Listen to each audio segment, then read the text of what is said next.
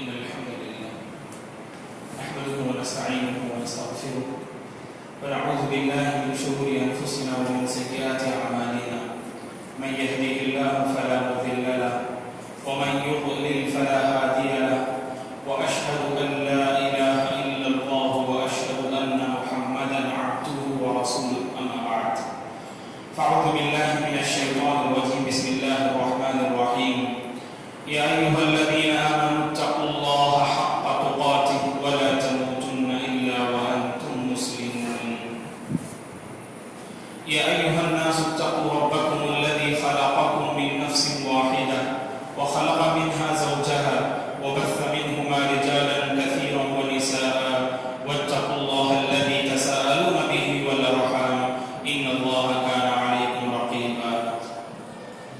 يا أيها الذين آمنوا اتقوا الله وقولوا قولا سديدا يصلح لكم أعمالكم ويغفر لكم ذنوبكم ومن يطع الله ورسوله فقد فاز فوزا عظيما أما بعد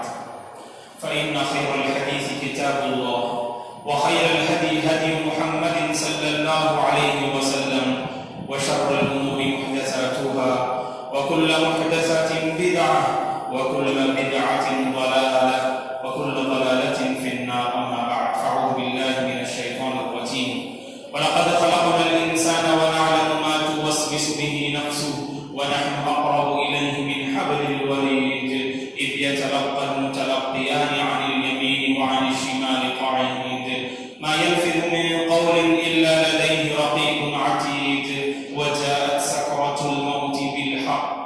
ذلك ما كنت منه تحيد وانفخ في الصور ذلك يوم الوعيد وجاءت كل نفس معها سائق وشهيد لقد كنت في غفلة من هذا فكشفنا عنك غطاءك فبصرك اليوم حديد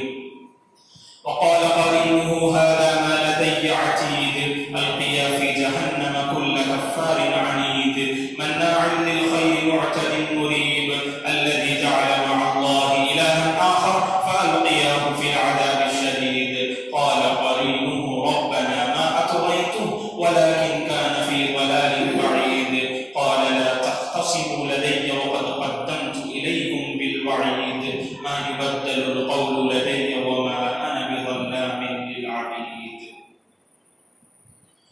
وإذ قال إبراهيم رب اجعل هذا البلد آمنا واجنبني وبني أن نعبد الأصنام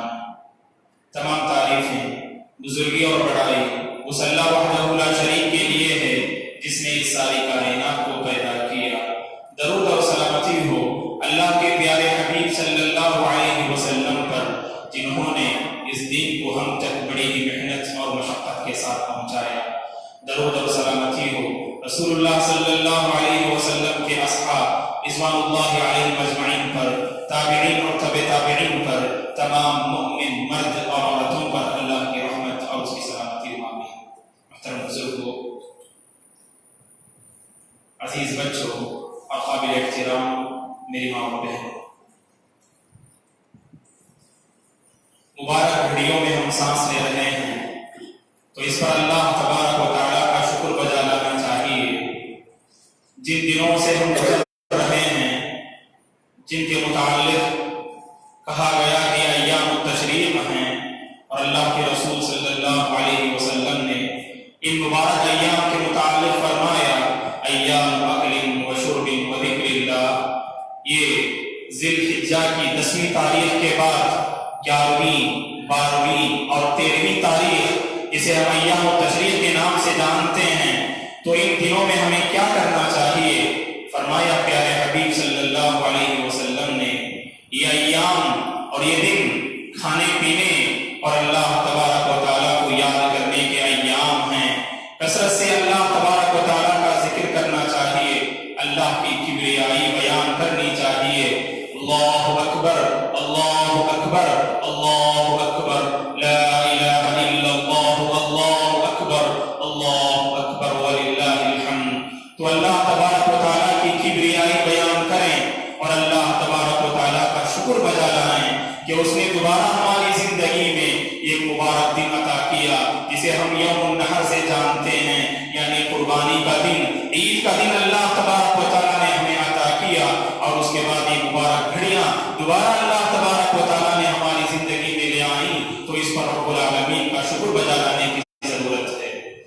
اور یہ دن ایسے ہیں دوستو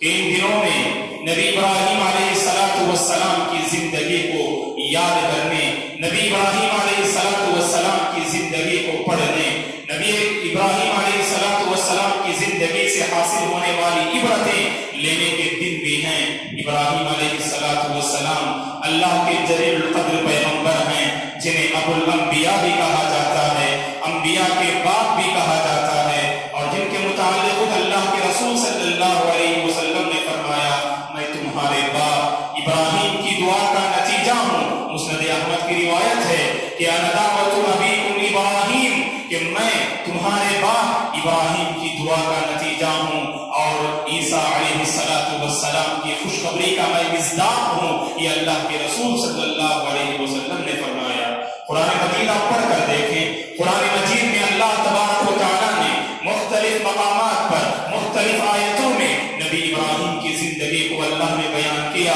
اور انبیاء کی ایک طویل فہرست اور انبیاء کی زندگی کو اللہ نے قرآن مجید میں بیان کیا۔ تو دو نبی ایسے ہیں، قرآن مجید کا مطالعہ کرنے سے ہمیں اس بات کا علم ہوتا ہے کہ جن دو نبی کی زندگی کو سرٹیفکیٹ دیتے ہوئے اور قابل اتباع اور قابل نمونہ قرار دیتے ہوئے اللہ تبارک و تعالیٰ نے دو نبی کی زندگی کو پیش کیا۔ ایک تو پیارے حبیب صلی اللہ علیہ وسلم ہیں، جن کے متعلق اللہ تبارک و تعالیٰ نے سورۃ الاحزاب میں کہا لقد کان لکم فی رسول اللہ اسوۃ حسنہ، اگر تم کسی کو اپنا آئیڈیل اور نمونہ بنانا چاہتے ہو، رسول کی زندگی کو پڑھو، رسول کی زندگی کے مطابق اپنی زندگی ڈھالنے کی کوشش کرو، اس لیے کہ رسول کی زندگی میں تمہارے لیے ایک بہترین نمونہ اور ایک بہترین آئیڈیا ہے اللہ کے رسول صلی اللہ علیہ وسلم۔ وہیں پر انبیاء کی فہرست میں ایک دوسرے نبی ہمیں نظر آتے ہیں جن کی زندگی کو اللہ تبارک و تعالیٰ نے قابل اتباع قرار دیا اور قابل نمونہ قرار دیا اور آئیڈیل کے قابل قرار دیا،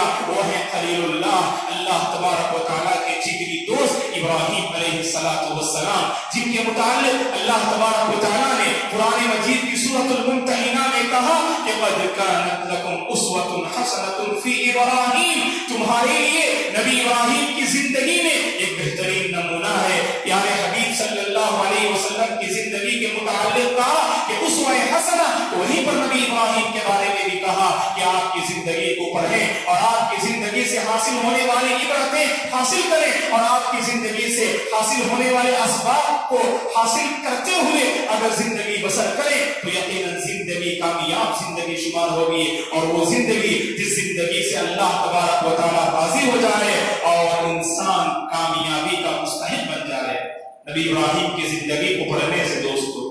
جو سب سے پہلا سبق، جو سب سے پہلی نصیحت ہمارے سامنے آتی ہے وہ یہ کہ انسان کو بسا اوقات اور زندگی میں وقتاً فوقتاً تنہائی اختیار کرنی چاہیے، تنہائی اختیار کرنی چاہیے۔ تنہائی اختیار کرتے ہوئے سب سے پہلے اپنی ذات پہ غور و فکر کریں، اور اسی طرح سے اللہ تبارک و تعالیٰ کی نشانیاں جو اس کائنات میں پھیلی ہوئی ہیں ان کا نشانیوں پر غور و فکر کرنا چاہیے۔ یہ نیک لوگوں کی سنت ہے، یہ نیک لوگوں کا طریقہ ہے، یہ نبی ابراہیم کی سنت ہے، اسے اللہ تبارک و تعالیٰ نے قرآن مجید میں سورۃ الانعام میں بیان کیا کہ حق کی تلاش میں آپ نے تنہائی اختیار کی۔ آپ نے سب سے پہلے ستارے کو دیکھا، پھر چاند کو دیکھا، اور اس کے بعد سورج کو دیکھا، اور ہر ایک کے بارے میں آپ نے یہ سمجھا شاید کہ میرا رب ہو سکتا ہے۔ اور جب ستارہ غائب ہوا، چاند غائب ہوا اور اسی طرح سے سورج غروب ہوا تو آپ نے کہا کہ میرا رب کبھی غائب نہیں ہو سکتا، میرا رب کبھی غروب نہیں ہو سکتا، میرا رب تو ایسا ہے جو ہمیشہ باقی رہنے والا ہے، تو سب پر غالب آنے والا ہے، اور میرے رب پر کوئی چیز غالب نہیں آ سکتی ہے۔ وہ ہمیشہ باقی رہنے والا، وہ ہمیشہ قائم رہنے والا، وہ ہمیشہ زندہ رہنے والا میرا پروردگار ہے۔ جب آپ نے تنہائی اختیار کی تو آپ کو حق نصیب ہوا۔ حق کی تلاش میں جب آپ نے تنہائی اختیار کی، کائنات کی نشانیوں پر آپ نے غور و فکر کیا، اور ان بڑی بڑی نشانیوں کے بارے میں آپ نے یہ سمجھا شاید کہ میرا رب ہو سکتا ہے۔ جب یہ ساری چیزیں غائب ہو گئی، جب یہ ساری چیزیں غروب ہو گئی تو آپ نے کہا کہ میرا پروردگار کبھی غروب نہیں ہو سکتا ہے، میرا پروردگار کبھی غائب نہیں ہو سکتا ہے، میرا پروردگار تو ہمیشہ باقی رہے گا اور ہمیشہ زندہ رہنے والا ہے۔ تو اسی موقع پر آپ نے فرمایا انی وجہت وجہی للذی فطر السماوات والارض حنیفا وما انا من المشرکین، میں اپنا چہرہ، میں اپنی توجہ اس پروردگار کی طرف کرتا ہوں جس نے آسمان و زمین کو پیدا کیا اور کہا کہ میں شرک کرنے والوں میں سے نہیں ہوں۔ تو اس سے ہمیں پتا چلا دوستو انسان کو چاہیے کہ کائنات پر غور و فکر کرنی چاہیے۔ یہ ایسی سنت ہے جسے ہم نے چھوڑ دیا ہے، اہل علم نے کہا یہ سننا مہجورہ ہے، یہ ایسی سنت جس پر عمل کرنا لوگوں نے چھوڑ دیا ہے۔ قرآن مجید میں آپ پڑھ کر قرآن مجید کو آپ پڑھ کر دیں گے، آل عمران میں اللہ تبارک و تعالیٰ نے عقل مند لوگوں کی پہچان بتاتے ہوئے، عقل مند لوگوں کے اوصاف کو بیان کرتے ہوئے اللہ تعالیٰ نے یہی کہا وَيَتَفَكَّرُونَ فِي خَلْقِ السَّمَاوَاتِ وَالْأَرْضِ، عقل مند لوگوں کی پہچان یہ ہے وہ آسمان و زمین کی پیدائش میں غور و فکر کرتے ہیں، آسمان و زمین کی پیدائش میں تدبر سے کام لیتے ہیں اور یہ کہتے ہیں نتیجے پر پہنچتے ہوئے رَبَّنَا مَا خَلَقْتَ هَذَا بَاطِلًا، اے پروردگار تو نے اس کائنات کو بیکار نہیں پیدا کیا، تیری نشانیاں جو اس کائنات میں پھیلی ہوئی ہیں وہ اے پروردگار تو نے بیکار نہیں پیدا کیا، مَا خَلَقْتَ هَذَا بَاطِلًا۔ انسان جب تنہائی میں غور و فکر کرتا ہے تو اس نتیجے پر پہنچتا ہے اللہ تعالیٰ کی کوئی بھی مخلوق، اللہ تعالیٰ کی کوئی بھی نشانی اللہ نے بیکار نہیں پیدا کیا، بندہ اس نتیجے پر پہنچتا ہے دوستو۔ اور دوسری بات یہ ہے کہ انسان اپنی ذات پر اگر غور و فکر کرتا ہے تنہائی میں اس کے سامنے اس کی برائیاں واضح ہوتی ہیں۔ ہماری اپنی کمزوری یہ ہے دوستو، ہم میں سے اکثر لوگوں کی کمزوری یہ ہے کہ دوسروں کی غلطی پر ہماری نظر ہوتی ہے، دوسروں کی غلطی بآسانی ہم معلوم کو پہچان لیتے ہیں، لیکن جب اپنی غلطی کی بات آتی ہے اپنی غلطی پر پردہ ڈالنا یہ ہم میں سے اکثر لوگوں کی عادت بن چکی ہے دوستو۔ اس کا ایک سبب جو واضح طور پر ہمیں نظر آتا ہے، اس کا ایک ریزن جو واضح طور پر ہمیں نظر آتا ہے وہ یہ کہ انسان اپنے آپ کی سلسلے میں کبھی تنہائی میں غور و فکر نہیں کرتا۔ انسان اگر تنہائی میں اگر اپنی ذات کے سلسلے میں اگر غور و فکر کرنا شروع کر دے تو اس کے سامنے اس کی اتنی برائیاں نظر آئیں گی اور اتنے عیوب نظر آئیں گے کہ دوسروں کے عیوب کے پیچھے میں پڑنے کے لیے اس کے پاس وقت نہیں رہے گا۔ آج ہمارے پاس دوسروں کے عیوب کے سلسلے میں دوسروں کے عیب کو تلاش کرنے کے لیے وقت تو نظر آتا ہے، اس لیے کہ ہم نے اپنے آپ کو بھلا دیا میرے اندر کیا کمزوری ہے، میرے اندر کیا خامی ہے، سب سے پہلے میں اسے معلوم کروں اور اسے دور کرنے کی کوشش کروں۔ اسی لیے سلف کہا کرتے تھے من اشتغل في عيوب نفسه اشتغل عن عيوب الناس، من اشتغل في عيوب نفسه اشتغل عن عيوب الناس۔ جو بندہ اپنی ذات کے عیب کو ٹٹولنے میں اگر مصروف رہ جائے تو لوگوں کے عیب کو تلاش کرنے میں گویا کہ وہ تلاش کرنے سے وہ بے نیاز ہو جائے گا، اس کے پاس اتنا وقت اور اتنی فرصت نہیں ملے گی کہ وہ دوسروں کے عیوب کے پیچھے پڑ جائے۔ تو انسان کو تنہائی اختیار کرنی چاہیے۔ اور یاد رکھیے دوستو انسان جب تنہائی میں اپنے گناہ اپنے ماضی کو یاد کرتا ہے، اپنے پاسٹ کو یاد کرتا ہے تو بہت ساری غلطیاں اس کے سامنے آتی ہیں اور اس کے نتیجے میں بندے کو توبے کی توفیق ملتی ہے۔ اور ہم لوگوں کو توبے کی توفیق کیوں نہیں مل رہی ہے؟ اس لیے کہ ہمیں اپنی غلطی کا احساس نہیں، ہمیں اپنی غلطی کا شعور نہیں۔ غلطی کا احساس، غلطی کا شعور اسی وقت ہو سکتا ہے جب آپ کے سامنے غلطی واضح ہو جائے، اور غلطی اسی وقت واضح ہو سکتی ہے دوستو جب بندہ تنہائی اختیار کرے۔ اسی لیے اللہ کے رسول صلی اللہ علیہ وسلم نے اس آدمی کو خوشخبری سنائی جو بندہ تنہائی میں اللہ کو یاد کرتا ہے اور اللہ کو یاد کرتے ہوئے اپنی آنکھوں سے آنسوؤں کی 2 قطرے اگر بہاتا ہے، یہ ادا اللہ تعالیٰ کو اتنی پسند آتی ہے اس کے پاس کے سارے گناہوں کا اللہ دھل کے رکھ دیتے ہیں۔ اسی کے مطابق اللہ کے رسول صلی اللہ علیہ وسلم نے فرمایا سبعۃ یظلھم اللہ فی ظلہ یوم لا ظل الا ظلہ، کہ کل قیامت کے دن 7 ایسے خوش نصیب ہوں گے جنہیں اللہ تبارک و تعالیٰ اپنا سایہ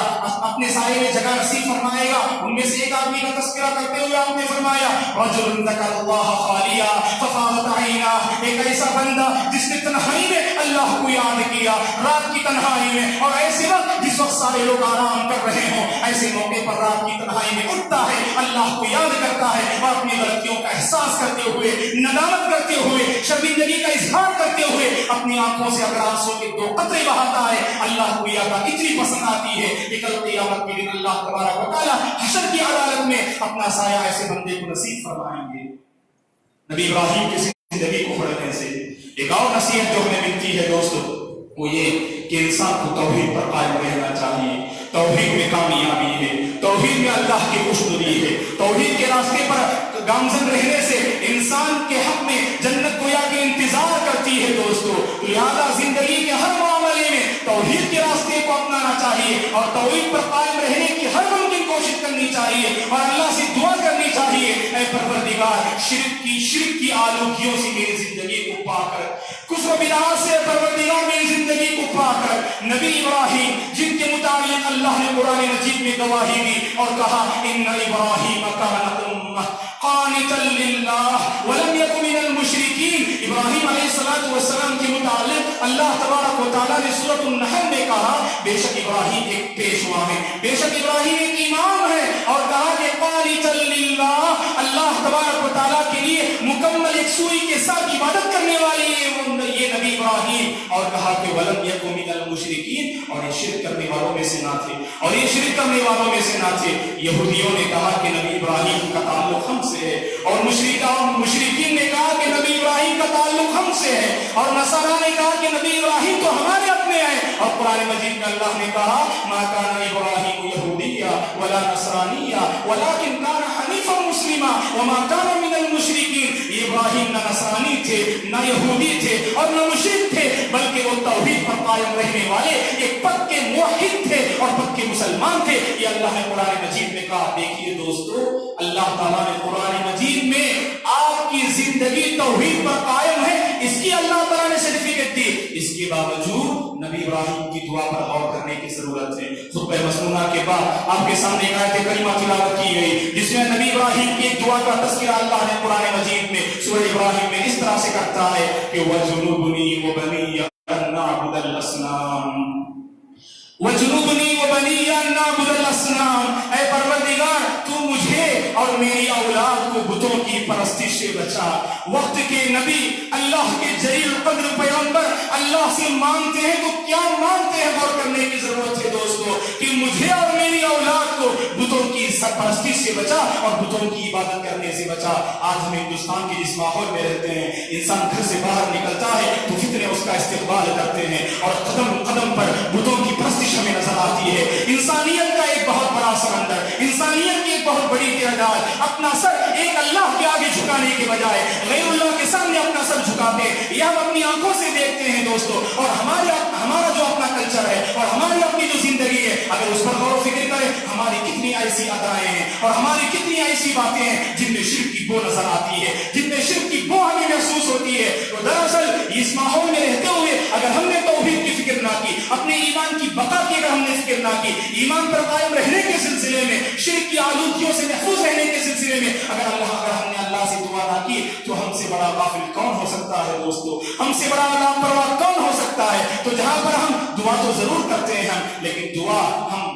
دولت کے لیے کرتے ہیں، اپنے بیوی بچوں کے لیے کرتے ہیں، پراپرٹی کے لیے کرتے ہیں، دنیا چمکانے کے لیے ہم دعا کرتے ہیں۔ شریعت منع نہیں کرتی ہے، یقیناً دنیا کے لیے بھی آپ دعا کیجئے، لیکن آخرت کے لیے ہماری کتنی دعائیں ہوتی ہیں۔ آخرت کے سلسلے میں اپنے ایمان کی بقا، ایمان کی حفاظت، توحید پر قائم رہنے اور نجات اور کامیابی کے سلسلے میں شرک کی گندگیوں سے بچنے کے لیے ہم نے اللہ سے کتنی مرتبہ دعا کی، یہ ہم میں سے ہر ایک کو اپنی زندگی کا اور اپنی دعاؤں کا جائزہ لینے کی ضرورت ہے۔ وقت کے نبی جن کے متعلق اللہ نے قرآن مجید میں کہا، انہوں نے کبھی زندگی میں شرک نہ کیا، لیکن یہ اللہ سے دعا کر رہے ہیں اے پروردگار تو مجھے اور میرے بچوں کو، میری نسل کو بتوں کی پرستی سے بچا۔ اور اسی وجہ سے دوستو دیکھیے کہ ایک اور سبق، ایک اور نصیحت جو ہمیں آپ کی زندگی سے ملتی ہے وہ یہ کہ ماں باپ کو چاہیے کہ خاص کر وہ ماں باپ جنہیں ابھی اولاد نصیب نہیں ہوئی ہے، دعا ہے کہ اللہ تبارک و تعالیٰ جنہیں اولاد نصیب نہیں ہوئی ہے انہیں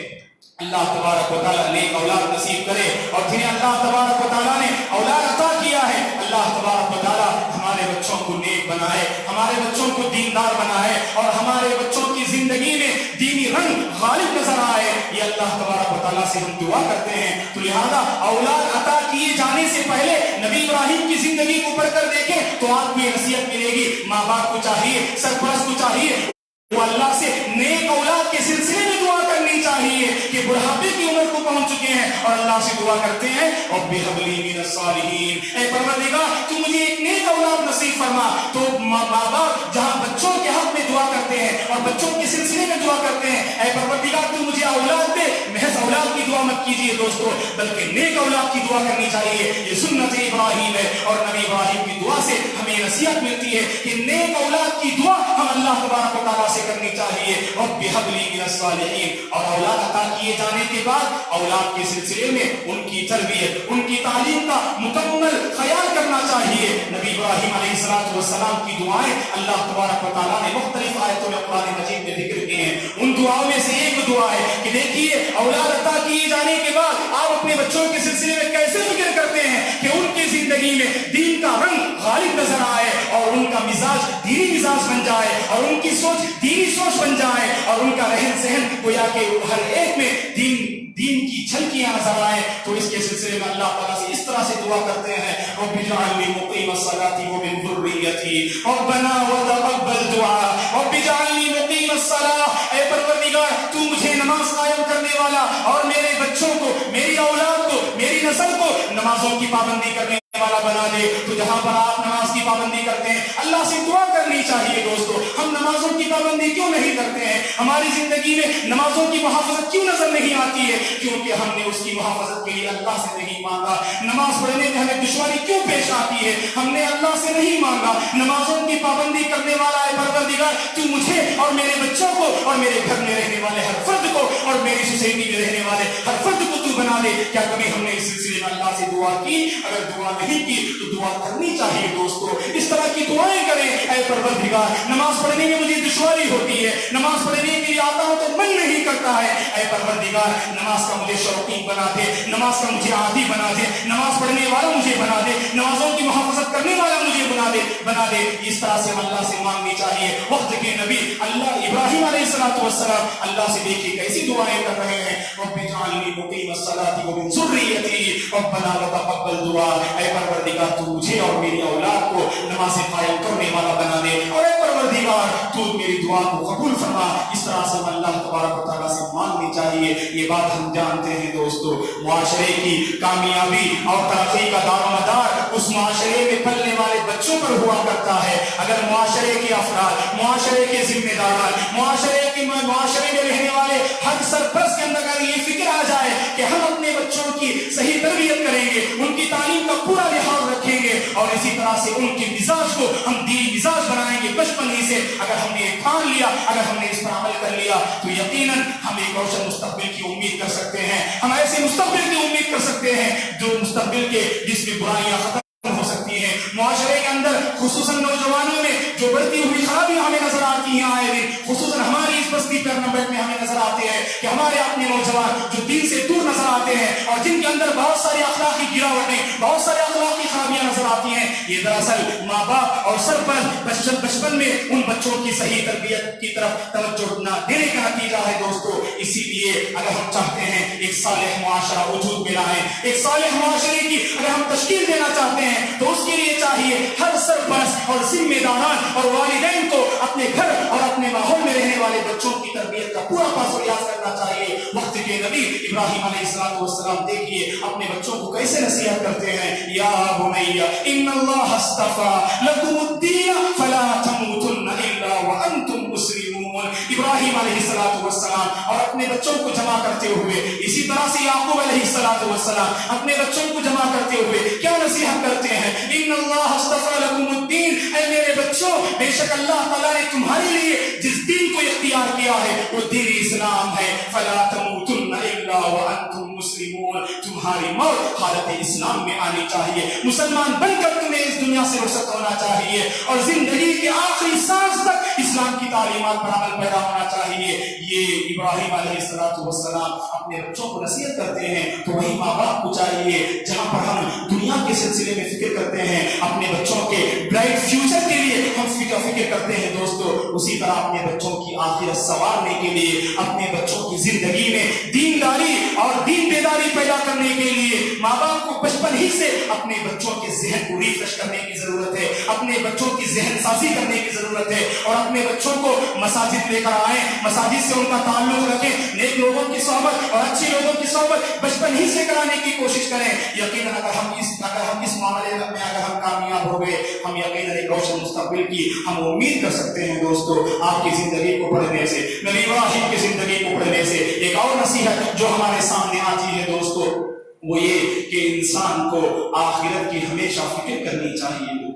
انسان کو ہمیشہ آخرت کی فکر کرنی چاہیے. اللہ تبارک و تعالیٰ نے ابراہیم علیہ السلام کو مقام خلیل پر فائز فرمایا. خلیل یعنی اللہ تعالیٰ کے جگری دوست میں آپ کا شمار ہوتا ہے, آپ کو انبیاء کا باپ کہا جاتا ہے اور اسی طرح سے اولو العزم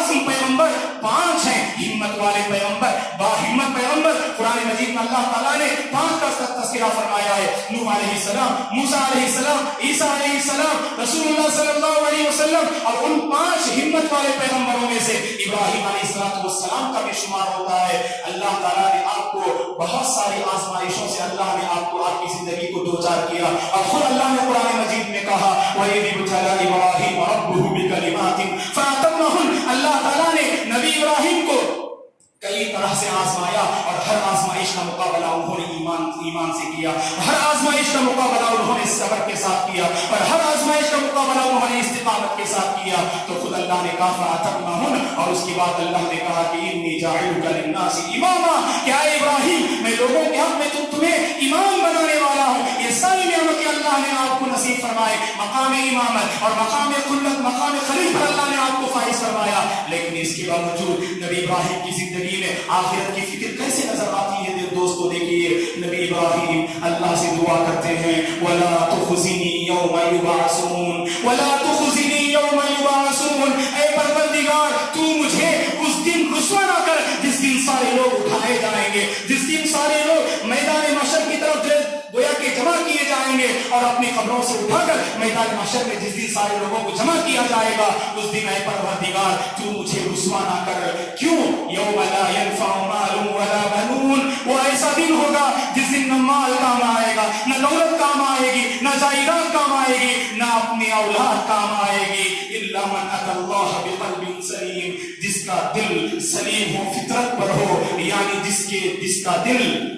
فطرت پر ہو، تو جسے ہم قلب سلیم کہتے ہیں، تو ایسے دل کے ساتھ جو بندہ میدان محشر میں آئے، حشر کی عدالت میں حاضر ہو، ایسا ہی بندہ کامیاب ہو سکتا ہے۔ تو دیکھیے آپ کی اس دعا کو پڑھنے سے ہمیں یہ سبق ملتا ہے کہ انسان کو وقتاً فوقتاً اللہ تبارک و تعالیٰ سے دعا کرنی چاہیے کہ اے پروردگار تو ہمیں حشر کی عدالت میں رسوا نہ کر، جہنم کے عذاب سے بچا اور جنت میں ہمارا داخلہ فرما۔ اس طرح ہماری دعاؤں میں یہ آخرت کی فکر کا اثر جو ہے ظاہر ہونا چاہیے، جیسا کہ وقت کے نبی ابراہیم علیہ السلام دعا کرتے ہیں وَلَا تُخْزِنِي يَوْمَ يُبْعَثُونَ يَوْمَ لَا يَنفَعُ مَالٌ وَلَا بَنُونَ۔ یقیناً ابراہیم علیہ السلام اللہ کے جلیل القدر پیغمبر ہیں، اور بہت ساری نصیحتیں ہیں آپ کی زندگی کو جس قدر گہرائی سے ہم پڑھتے ہیں اور گہرائی کے ساتھ ہم مطالعہ کرتے ہیں، اسی قدر ہمارے سامنے آپ کی زندگی سے بہت ساری نصیحتیں ملتی ہیں۔ دوستو کوشش کریں کہ انبیاء کی زندگی جو اللہ نے قرآن مجید میں بیان کی ہیں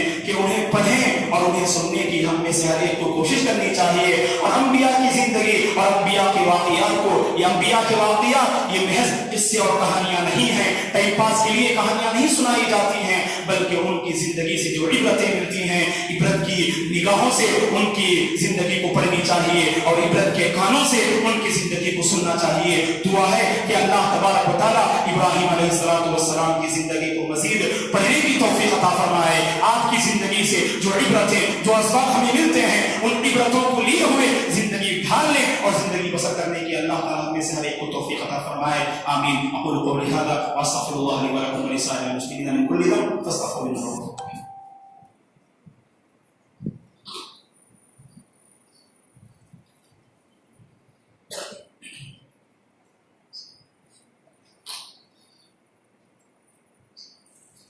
إن الحمد لله نحمده ونستعينه ونستغفره ونعوذ بالله من شرور أنفسنا ومن سيئات أعمالنا من يهده الله فلا مضل له ومن يضلل فلا هادي له وأشهد أن لا إله إلا الله وأشهد أن محمدا عبده ورسوله أما بعد فأعوذ بالله من الشيطان الرجيم إن الله وملائكته يصلون على النبي يا أيها الذين آمنوا صلوا عليه وسلموا تسليما اللهم صل على محمد وعلى آل محمد كما صليت على إبراهيم وعلى آل إبراهيم إنك حميد مجيد اللهم بارك على محمد وعلى آل محمد كما باركت على إبراهيم وعلى آل إبراهيم إنك حميد مجيد الله أكبر الله أكبر الله أكبر لا إله إلا الله الله أكبر الله أكبر ولله الحمد اللهم أعز الإسلام والمسلمين وأذل الشرك والمشركين ربنا لا تؤاخذنا إن نسينا أو أخطأنا ربنا ولا تحمل علينا إصرا كما حملت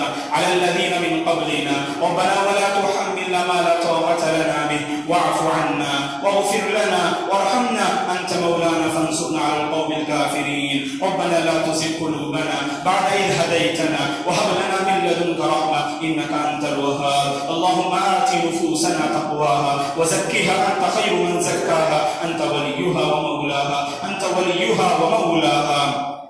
اللهم أصلح أحوال المسلمين في فلسطين. اللهم أصلح أحوال المسلمين في حلب. اللهم أصلح أحوال المسلمين في بورما. اللهم أصلح أحوال المسلمين في الهند. اللهم أصلح أحوال الناس في كيرلا. اللهم أصلح أحوال الناس في كيرلا يا رب العالمين ويا أكرم الأكرمين. اللهم إنا نسألك علما نافعا ورزقا واسعا وشفاء من كل داء. اللهم لا تدع لنا ذنبا إلا غفرته ولا هما إلا فرجته ولا دينا إلا قضيته ولا مريضا إلا شفيته ولا حاجة من حوائج الدنيا والآخرة إلا قضيتها يا أرحم الراحمين. اللهم أرنا الحق حقا وارزقنا اتباعه وأرنا الباطل باطلا وارزقنا اجتنابه